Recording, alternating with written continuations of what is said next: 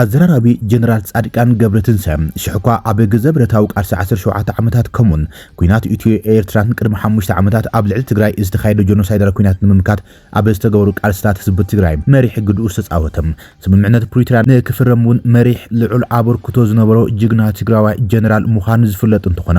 ምስቲ ዝተቃለሰሉ ህወሓት ዘለዎ ፖለቲካዊ ዘይምርዳን ኣስታት 2 ዓመታት ዝጸንሐ ምስሓብ ካብ ዝሓለፉ ልዕሊ 2 ዓመታት ናብዚ ድማ ናብ ምጥፍፋ ምትሕናይ ዝበጽሕሉም ኩነታት ተሓዚብና ኢና መራሕቲ ህወሓት ነቲ ኣዝራራቢ ወተሃደራዊ ሊቅ ሓይልታት ትግራይ ተባሂሉ ዝጽሓፈሉ ጀነራል ኣብ ዓውዲ ዲፕሎማስን ፖለቲካዊ ትንታንን ቀዲሙ ዝጽዋዕ ጀነራል ጻድቃን ንውድቦም ንከፍርስ ብምስራሕዮም ዝኸስዎን ብቂም ዝፍርጅዎን ድሕሪ መጋቢት 2017 ዓመተ ምህረት ጀነራል ጻድቃን ገብረትንሳኤ ምስቲ ምክትል ፕሬዚደንት ኮይኑ ዝሰርሓሉ ዝነበረ ናይቲ እዋን ፕሬዚደንት ግዝያዊ ምሕዳር ትግራይ ናይ ሕዚ ፕሬዚደንት ፓርቲ ስምረትን ሚኒስተርን ኣቶ ጌታቸው ረዳ ብህወሓት ብሓይሊ ካብ መቐለ ተሰጊጎም ኣብ አዲስ አበባ በመሰረት ውዕሊ ዝፈረምናዮ ፕሪቶሪያ ምስ መንግስቲ ፌደራል ኮይናም በሓባር ክንሰርሕ ኢና ኢሎም ኣብ መንቅስቃስዮም ዝርከቡ ጀነራል ጻድቃን ገብረትንሳኤ ሕዝውን ኣብ ዝኾነ ፖለቲካዊ ሰልፊ ኣባልነት ከም ዘይብሉ እኳ ዳስ ምስ ተፈላለዩ ኣባላት ተናሕናሕቲ ውድባት ፖለቲካ በሓባር ብምዃን መንቅስቃስ ደለይቲ ለውጥ ትግራይ ዝብል መንቅስቃስ ይመርሕ ከም ዘሎ ይዝግለጽ ኣብ ሓራ መሬት ዝንቀሳቀሱ ዕጡዋት ሓይልታትን መራሒ ምዃኑ ዝግለጽ ሌተናል ጀነራል ጻድቃን ገብረትንሳኤ በቀዳማይ ሚኒስትር አብይ አሕመድ ዝምራሕ መንግስቲ ኢትዮጵያ ንሕቶታት ትግራይ ከይፈትሐ ድሕሪ ሕዚ ተቐጺሎም ክስዕቡ ዝኽእሉ ሓደጋታት ንምምላሱ ከቢድ ከም ዝኾነ እዩ ኣጠንቂቕዎ ዘሎ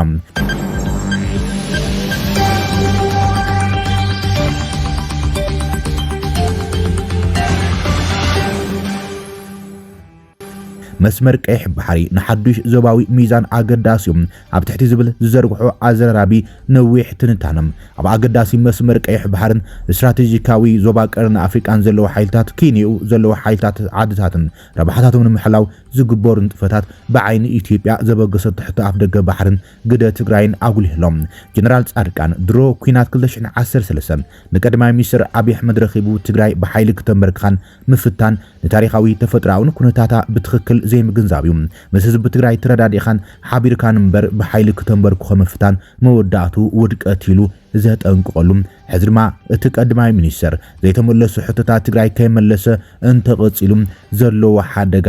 ኣጠንቂቕዎሉ እቲ ጀነራል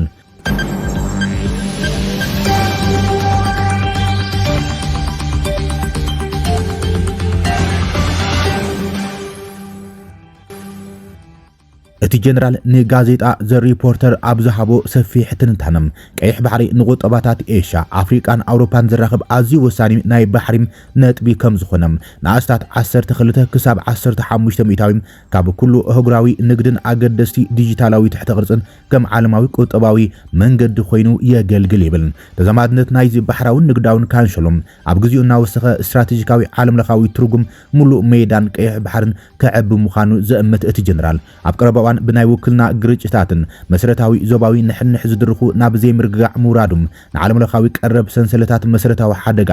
ድሕነት ከምኡን ምርግጋዕውን ብተማሳሊ ከቢድ ጽልዋ ይህልዎ ይብል እዚ መተካእታ ዘይብሉ ሜዳ ወይ ድማ መስመር ቀይሕ ባሕሪ ንምሓስ እቲ ሕጂ ዘሎ ዜሮ ድምር ዳይናሚክስ ንሓድሽ ርጉእን ዞባውን ሚዛን ንምድጋፍ ከተርፈሎ ይብል እዚ ጽሑፍ እዚ ንዓውዲ ቀይሕ ባሕሪ ዝገልጹ ወሰንቲ ረቑሒታት ዓለማዊ ትርጉሙ ዘይረጋግዕ ውጽኢት ምብስባስ መንግስታት ከምኡን ህላዋዊ ድልየታት ናይታ ዝዓበየት ሃገር ቀርኒ ኣፍሪቃ ዝኾነት ኢትዮጵያ ዝምርምር ከም ዝኾነ ይገልጽ ንሓያል ዘመናዊ ዝገብር ኣድላይነት ኢትዮጵያን ነባርን ክትግምቶ ዝከኣልን ተበጻሕነት ባሕሪ ዘወሃድ ፖለቲካዊ ስፍራም እቲ ዝያዳ ተግባራዊ ዝኾነ መንገዲ ንነዊሕ እዋን ጸንሕ ምርግጋዕን ዘላቂ ዓወት መንገዲ መጻኢ ምዃኑ ይሙገት ቀይሕ ባሕሪ ይብል ጀነራል ጻድቃን ዓለማዊ ቁጠባውን ዲጂታላውን ሻምበቆ ስትራቴጂካዊ ዋጋ ቀይሕ ባሕሪ ዘይደራድር ምዃኑ ብምግላጽ ኪኖቲ ሊንክ ዓለማዊ ንግዲ ዘለዎ ተራም መተካእታ ዘይብሉም ዲጂታላዊ ካንሸሎ ምዃኑ ይሙገት ትሕተ ባሕሪ ሰፊሕ ጽቕጥቅጥ ፋይበር ኦፕቲክ ገመዳት ዝእንግድዩ ቀይሕ ባሕሪ መዓልታዊ ብትሪሊዮናት ዶላር ዝግመት ሓበሬታ ፋይናንሳውን ንግዳውን ጥፈታትን በቲ መስመር እሱ ዝሓልፍ ኣብዚ ዝኾነ ይኹን ምዝንባዕ ንግዳዊ ዕንቅፋት ጥራይ ዘይኮነም ብሓንሳብ ኣብ ዓለማዊ ምትእሳር ፋይናንሳዊ ድሕነት ዝፍጸም መጥቃዕታትን ትርጉም ዘለዎ እዩ እዚ ጂኦግራፊ ነተን ሰለስተ ኣህጉራት ዝራኸብ ካብዚአን እተን ክልተ ኤሽያን ኣፍሪቃን ብቁልጡፍ ዝዓብያ ዘለዋ ኮይነን ልዕሊ ፍርቂ በዝሒ ህዝቢ ዓለም ዘለወን ነቲ ዞባ ኣብ ሕምብርቲ ዓለማዊ ትንበያ ሓይሊ ይቕምጦም ብፍላይ ድማ ከም ቻይናዊ ተበግሶ ቻይናዊ ፕሮጀክት ተበግሶ ሓደ ቅናት ሓደ ምድሪ ዝኣመሰሉ ተበግሶታት ኣቢሎም እዚ ድማ ብሰሜናዊ ቀይሕ ባሕሪ ኣብ ውሕስ መተሓላለፊም ኣዝዩ ዝምርከስ ምዃኑ የስምረሎም ስለዚ ቀይሕ ባሕሪ ከባቢያዊ ዘይምርግጋዕ ብኡንብኡ ናብ ዓለማዊ ስርዓታዊ ሓደጋም ዝትርጎመሉ ጂኦፖለቲካዊ ኣካል ምዃኑ እቲ ጀነራል ይገልጽ ኢትዮጵያ ህላዋዊ ጻዕሪ ላዕላዊ ኣፍ ደገ ባሕሪ ምብጻሕ ዝምልከትውን ዘስምረሉ እቲ ጀነራል ልዕሊ 130 ሚልዮን በዝሒ ህዝቢ ዘለዋ ኢትዮጵያ ኣብ ውሽጢ 10 ዓመታት ድማ 200 ሚልዮን ክበጽሕ ተጽቢሕ ዝግበረሉ እዮም ኣብ ኣፍሪቃ ብቁልጥፍ ካብ ዝዓብያ ዘለዋ ቁጠባታት ዝወነነት ሓንቲ ኢትዮጵያ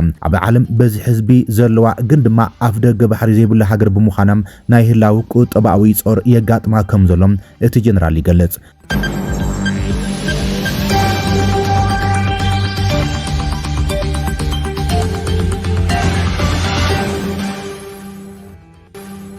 እቲ ዝተዓወጀ ፖሊሲያ ኣድላይነት ምብጻሕ ባሕሪ ሃጽያዊ ድሌት ዘይኮነስ ዘላቂ ሃገራዊ ዕብየት ከምውን ሃገራዊ ድሕነትን ጂኦግራፊያዊ ግዴታ ከም ዝኾነ ይገሊጾም ቁጠባዊ ወጻኢታት ኣፍ ደገ ባሕሪ ዘይብላ ሃገር ኣብ ዝዋን እዚ ኣብ ሓደ ጽዑቕ ወደብ ብበዝሒ ጅቡቲ ምጽጋም እቲ ሃገር ኣብ ዓመት ቢልዮናት ከባቢ 2 ቢልዮን ዶላር ኣሜሪካ ኣብ ክፍሊት መተሓላለፊ ሎጂስቲክስን ክተውጽእ የገድዳ እዚ ኣሃዝ እዚ መብዛሕትኡ ግዜ ካብቲ ብሓያል ባጤራት ትረኽቦ ኣታዊታትን ሰደድ ኣታዊታትን ዘይተመጣጠነ ብጽሕ ከም ዝበልዕ ይጠቅስ እዚ ወጻኢታት እዚ ኣብ ልዕሊ መላእ ቁጠባ ከም መዋቕራዊ ግብሪ ኮይኑ ይሰርሕ ኢንዳስትሪያላይዜሽን ምንካይ ድኽነትን ድማ ዝዕንቅፍ ምዃኑ እቲ ወጻኢታት የቐምጦት ጀነራል ሰለስተ ጎደናታት ኢትዮጵያ ተበጻሕነት ክትረክብ እትገብሮ ዘላ ጻዕሪም ኣብ ሰለስተ ሸነኻት ዝተመርኮሰ ይብል እቲ ተመራጺ ሕጋዊ ፖለቲካውን ዲፕሎማሲያውን መንገዲ ንነዊሕ እዋን ዝጸንሕ ተበጻሕነት ብድርድር ህግራዊ መስመራት ዝተገብረሎም ክልቲያዊ ስምምዕነታት የድልም ንግዳዊ ስምምዕነት ንሊዝ ወደብ ወይ ድማ ዋንነት ምዕሩይነት ኣብ ህግራዊ ሕጋዊ መሰላት ናይተን ኣፍ ደገ ባሕሪ ዘይብለን ሃገራት ንነባሪ ምብጻሕ ናብ ባሕሪ ዝተመርኮሰውን ክሕሰበሉ ይኽእል ይብል እቲ ንግዳዊ መንገዲ ኣብ ዘላቂ ነዊሕ ዝጸንሕ ቁጠባዊ ሽርክነት ዘተኮረ ምዃኑ ዝገልጽ ጀነራል ጻድቃን ይኹን እምበር ምይይጥ ወተሃደራዊ ኣማራጺም ነቲ ዓሚቕ ስምዒት ተቓላዕነትን ነዚ ጉዳይ ንምፍታሕ ሃገራዊ ቆራጽነትን ዘጉልህ ኮይኖም ብኩሉ መዳያዊ ዞባዊ ፍታሕ ክቃልል ዘለዎም ስግኣት ከም ዝኾነ ገሊጽዎም ዞባዊ ሰላምን ምርግጋዕን ኢትዮጵያ ጠለባ ብታሪኻዊ ስነ ሞገድ ጥራይ ዘይኮነም ብዓቕን ቁጠባውን ዲሞግራፊያውን ክውነታውን ምኹኒ ከም ዝኾነም እቲ ጀነራል ይከራኸር መንግስታዊ ብድሆታትን ናይ ኤርትራ መርገጺታትን እውን ይገልጽ እቲ ጀነራል ስግር ዶብ ውሽጣዊ ፖለቲካዊ ኣቃውማ ኤርትራ ኣብ መማዓራረይ ቀይሕ ባሕሪ ዘይግመት ሓደጋ ዘሎ ወሳን ባእታ የተኣታቱም ዋላኳ ግዳማዊ ምርግጋዕን ፕሮፓጋንዳ ናይ መንግስታዊ ተግባራኛታትን እንተሃሎም ኤርትራ ብዝበለጸ ክትግለጽ ኣዝያ ወተሃደራዊት ምልካዊት ዕርዲ ሃገርያ ብሰፊሕ ጸጥታዊ ኣሰራርሓ ጥራይ ዝንቀሳቐሱ ተግባራዊ ፖለቲካዊ ትካላት የብላን እዚ ስርዓታዊ ሕጽረት ናይ ስንባደ ናይ ምምጣጥ ዓቕሚ ቁጠባዊ ፖለቲካዊ ወይ ማሕበራዊ አንጻር ውሽጣዊ ተቃውሞን ግዳማዊ ጸጥታትን ብፍሉይ ስቡር ይገብሮ ይብል እቲ ጀነራል ዓበይቲ ረቑሒታት ኣሎ ይብል ብዜካ ህሉ ባህሪ ሃገረ ኤርትራ ከም ኤርትራ ዝኣመሰለ ሃገራት ብፍላይ ድማ ልዕሊ ዓቕን ህርፋን ብዘለዎም መራሕቲ ክመሓደራን ከለዎም ኣካይዳ ዝውስና እየን ይብል እቲ ናይ መንግስቲ ኣካይዳም ክልተ ነገራት ክገብሩ ዝፍትኑ ክኸውን ይዝበለ እቲ ጀነራል ቀዳማይ ንውግእ ዝኸውን ጸጋታቶም ሰብኣዊ ይኹን ካልእ ብምውዳብ ኣብ ዘለዓለማዊ ግጭት ምውፋር ወይ ድማ ላዕላውነቶም ንምክልኻል ብዝብል ወከልቲ ውክልና ሓይልታት ምውዳብ እዚ እዩ እቲ መሰረት ናይ ኤርትራ ሃገርነት ካብ ህላዋ ትሒዙ እንትርአ ይብል ካልኣይ ንኽልተ ዓበይቲ ሓይልታት ማለት እውን ኣብዚ ጉዳይ እዚ እተን ሃብታማት ሃገራት ማእኸላይ ምብራም በቲ ዓብዪ ፋይናንሳዊ ጸጋታትን ንቀይሕ ባሕሪ ሙሉእ ብምሉእ ንምቁጻር ዘለዎን ዘይጸግብ ህርፋን ወኪል ምዃኑ እውን ይገልጽ ሓደ ካብቶም ናይ ፖሊሲ ኣማራጺታት ንከም ኤርትራ ዝኣመሰለ ሃገራት ቀጻሊ ምንጭ ዘይምርግጋዕን ኣቕሓ ሃገራዊ ድሕነትን ንኢትዮጵያ ከም ዝኾነ ብምስማር ቀይሕ ባሕሪ ንኢትዮጵያ ናይ ሃገራዊ ድሕነት ኣጀንዳ እዩ ምሕደራን ንኻልኦት ሓይልታት ጥራይ ዘይግደፍ ይብል ካብዚ ብምብጋስ እምበር ኢትዮጵያ ንውጽኢት ናይቶም ሃገረ ኤርትራ ዝስዕባ ክልተ ኣማራጺታት ኣይትጻውርኛ ዝብል ጀነራል ጻድቃን ሓደ ኣብ መንጎ ክልቲአን ሃገራት ሰላምን ድሕነትን ጥራይ ዘይኮነም ኣብ ሰፊሕ ዓውዲ ቀይሕ ባሕሪ ሰላምን ድሕነትን ምርግጋዕን ካልእ መማረጺ ክህልዎ ኣይግባእን ይብል ካብዚ ሓሊፉ ኤርትራ ብውሽጣዊ ምፍንጫላት እንተላይ ኣብ መንጎ ህዝባ ኣብ ግማግም ባሕርን ከበሳን ንነዊሕ እዋን ጸንሐ ኣፈላላይ ከምውን ብጅምላዊ ስደት ንእስነት ዝድረኽ ርኡይ ዲሞግራፊያዊ ለውጢ ቡድሆታት ዘለዎ ሃገር ምዃና ይገልጽ ወሳን ነገር እንተሃሉ ይብል ጀነራል ጻድቃን ምእላይ ወይ ምትኹታኽ ናይቲ ነዊሕ እዋን ጸንሐ ውልቀ መላኸ ኢሳያስ ኣፈወርቂ ፖለቲካዊ ውከት ክለቅቕ ይኽእል እዩ እዚ ድማ ብናይ ደገ ዞባዊ ወይ እህጉራዊ ተዋሳእቲ ምምላእ ዘይተርፍ ባዶነት ክፈጥር ይኽእል ይብል ንምእላይ መንግስቲ ኤርትራ ነታገር ናብ ሓደ ብቐጥታ ምስ ሓደ ካብቶም ኣገደስቲ ባህራዊ ካንሸሎታት ዓለም ዝቐርብ ህውከት ዝመልኦ ናይ ውክልና ሜዳ ውግም ክቕይራ ከም ዝኽእልውን ጀነራል ጻድቃን የጠንቅም ብሓይሊ ንመንግስቲ ኤርትራ ንምእላይ ዝብል ኣማራጺ እንተተወሲዱ ሓደጋታቱን ተብርህም ዝብርባር ገማግም ባሕሪ ሃገር ብባህሪኦም ንርጉእ መራኸቢ ሓደጋ ከም ዝኾነ ይገልጽ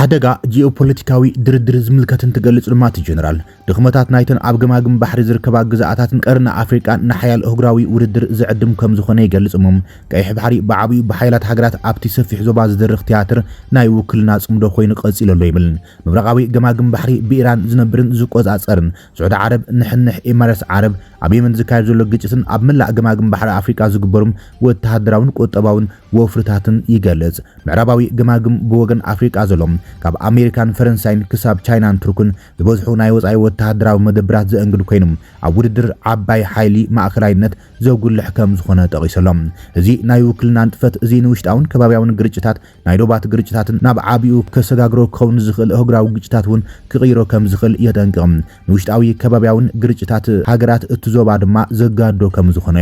እቲ መብዛሕትኡ ግዜ ብግብፂ ዝምራሕ ንኢትዮጵያ ዘተኣማምን መብጻሕ ቀይሕ ባሕሪን ምኽልካል ዝካየድ ዘሎም ዲፕሎማስያዊ ወፍሪ ኣብ አዲስ አበባ ከማእካል ናይቲ ዜሮ ድምር ዞባዊ ናይ ስልጣን ቃልሲ ብስትራቴጂካዊ መዳይ አንጻር ምርግጋም ዝጻረር ቃልሲ ምንቅስቃስ ምዃኑ ገሊጾሎም እቲ ኣብ ሕቶ ዝኣቱ ዘሎ ገማግም ባሕሪ ብፍላይ ድማ ደቡባዊ ቀይሕ ባሕሪ ብበዝሒ ህዝቢ ዓፋር ዝነብረሉም ባህላውን ዓሌታውን ምትእሳሩ ብዓብዩ ኣብ ውሽጢ ኢትዮጵያ ዝነብር ኣዝዩ ኣካታዒ ግን ከዓ ስትራቴጂካዊ ገማግም ባሕሪ ንህዝቢ ዓፋር ምዃኑ ይገልጽ እቲ ዝረአ ዘሎ ጂኦግራፊያዊ ከባቢ ካብ ወደብ ማሳዋ ንደቡብ ክሳብ ወደብ ዓሰብ ካብ ደቡብ ኢትዮጵያ 600 ኪሎ ሜትር ንውሓትን 60 ኪሎ ሜትር ስፍሓትን ዝርጋሕ ብህዝቢ ዓፋር ዝነበረሉ ከባቢ ምዃኑ ይጠቅስም ማለት እውን ውሕዳት ኣማይ ተሽሓት ዓፋር ዘሎም ኣብ ኤርትራ ዞባ ደንከላ ተባሂሉ ዝፍለጥ እዮም እዚ ጸቢብ ጽርግያ ወሳኒ ገማግም ቀይሕ ባሕሪ መቐጸልታ መሬት ኢትዮጵያ ዝኾነት ኣብ ውሽጢ ክልቲና ሃገራት ቀጻሊ ውሽጣዊ ግጭታት ዞባዊ ኩናትን ቀጻሊ ዘይምርግጋዕን ሓደጋ ከስዕብ ይኽእል እዮም እዚ ሕዚ ዘለዎ ፖሊሲ ልዕሊ 130 ሚልዮን ህዝቢ ዘለዎ ሃገር ነባሪን ክትግምቶ ዝኽእልን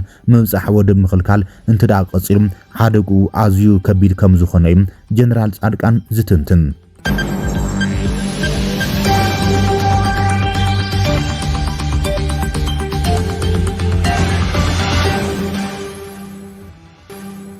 እቲ ዝሓሸ መንገዲ ሓዱሽ ሚዛንን ዘላቕ ሰላምን ዝበለ ድማ እቲ ግድነት ዞባዊ ሰላምን ምርግጋዕን ኣድላይነት ሓይሊ ዝረኸበት ተበጻሒነት ኢትዮጵያ ከም ማእኸላይ ዓንዲ ናይቲ ዞባዊ ስነ ህንጻን ጸጥታን ዝቕበል ፖለቲካዊ ኣወዳድባም ዝጠልብ ምዃኑ ይገልጽ stabilizing and cooperative anchor among regionally influential states in the region ዝበላ ንኢትዮጵያ ላዕላውን ዝተፈለየን ተበጻሕነት ባሕሪ ክህልዋ ዝግባእ ኢትዮጵያ ኣብቲ ዝፍለጥ ዞባ ከም መተካታም ክትሰርሕ ከም ትኽእል ይገልጻ ዘይምርግጋዕን ብተናሓናሕቲ ረብሓታት እናተዓብለለን መብዛሕትኡ ግዜ ምስ ናይ ወጻኢ ምትእታው ተደሚሮም ስፍሓት ቁጠባ ዲሞግራፊያን ጂኦግራፊያን ኣብ ግምት ብምእታው ኢትዮጵያ ካብ ደቀቕትን ሙልካውያንን ድኹማት መንግስታትን ላዕሊ ንጸጥታን ልምዓትን ኣዝያ ዝተተኣማምን መሻርክቲ ክትኸውን ይገብራ ናብ ቀይሕ ባሕሪ ምእታዋ ይብል ቀንዲ ዲሞክራሲያዊ ምሕደራ ዝምልከት ድማ ክንዲ ኢትዮጵያ ዝዓቐነ ሃገር ምስቲ ታሪኻውን ባህላውን ብዙሕነቱ ብሓደ ኣዝዩ ማእኸላይ ዝኾነ ምልካዊ ስርዓትን ዘይተወሰነ እዋን ክግዛእ ኣይኽእልን እዮም ንልምዓቱ ዝድረኹ ረቑሒታት ማለት እውን ሰፊሕ በዝሒ ህዝቢ ሰፊሕ ብዙሕነት ዘይተዓደነ ስፍሓትን ሎጂስቲክሳዊ ድሌታትን ናብ ዘይተማእኸለ ምምሕዳር ክደፍዎ ናይ ግድን ይብል ጀነራል ጻድቃን እዚ ቀንዲ ባእታ ዲሞክራሲያዊ ምሕደራ ዝኾነ ዘይምእኹል ምሕደራ ብተዛማዲ ምዑሪ ምክፋል ሃብትን ቀጻሊ ቁጠባዊ ምዕባልን ዝፈጥር ኩነታት እውን ዝወልድ ይብል ኢትዮጵያ ኣብ መላእ መድረኽ ቀይሕ ባሕሪ መልሕቕ ሰላምን ምርግጋዕን ክትኸውን ሰላምን ምርግጋዕን ክመጽም ኢትዮጵያ ንውሽጣዊ ድሕነታት ዘጋጥሙ ቡድሆታት ብሰላም ክትፈትሕን ኣብ ቁጠባዊ ልምዓትን ዲሞክራሲን ምሕደራም ከተተኩር ኣለዋ ይብል ምዚ ተኣሳሲሩ ኣብ ስምምዕ ቋሚ ምቁራጽ ጻብኦታት ፕሪቶሪያ ዝተመርኮሰም ጉዳይ ትግራይ ኣብ ዝሓጸረ ግዜ ምፍታሕን ንመንግስቲ ኤርትራ ዝኾነ ይኹን ተኽእሎ ናይ ውክልና ኩናት ምኽልካልን ዝለዓለ ቀዳምነት ዝወሃቦ ጉዳይ ኢትዮጵያ ከም ዝኾነ ኣስሚሩሎም ንኽልቲኡ ዝጠቅም ኣሰራርሓም ነባሪ ብዓለም ለኻዊ እገዳ ዝተኣገረን ተበጻሕነት ባሕሪ ኣቢሎም ድሌታት ኢትዮጵያ ብምውሃድ እቲ ዞባ ካብ ውድድር ናብ ምትሕባር ካብ ንሕንሕ ናብ ምትሕባር ክሰጋገር ይኽእል ይብል ጀነራል ጻድቃን ኢትዮጵያ ዘድልያ ናይ ህይወት መስመር ትረክብ ኣብ ገማግም ባሕሪ ዝርከባ ግዛኣታት ብኢንቨስትመንት ክፍሊታት መተሓላለፍን ሓብራዊ ቁጠባዊ ምዕባልን ዝባልን ቢልዮናት ዶላር ይረክባም ከምኡን ማሕበረሰብ ዓለም ኣዝዩ ዝያዳ ውሕስን ርጉዕን ቀይሕ ባሕሪ ይረክብ ሰላማዊትን ብዲሞክራሲያዊ ኣገባብ እትምራሕን ብቁጠባ ዝተዋሃደት ኢትዮጵያ ኣብ መላእ ዓውደ ቀይሕ ባሕሪ ንዝመፁ 10 ዓመታት ኣጀንዳ ሰላምን ጸጥታን ቀይሕ ባሕሪ መልሕቕ ዝገብር ሓዱሽ ነባሪ ሚዛን ናይ ምፍጣር ዓቕሚ ዘትሕዛ ከም ዝኾነ ሌተናል ጀነራል ጻድቃን ገብረትንሳኤ ኣብ እዋናዊ ኩነታት መስመር ቀይሕ ባሕርን ዞባ ቀርኒ ኣፍሪቃን ዓለም ለኻዊ ንሕንሕን ከምኡን ኩነታት ስርዓት መንግስቲ ኤርትራ መሰረት ገይሮም ኣብ ጋዜጣ ዘ ሪፖርተር ብእንግሊዝኛ ኣብ ዝተዘርግሐ ትንታነም ከም ዘስፈሮ እንተኾይኖም ሰላም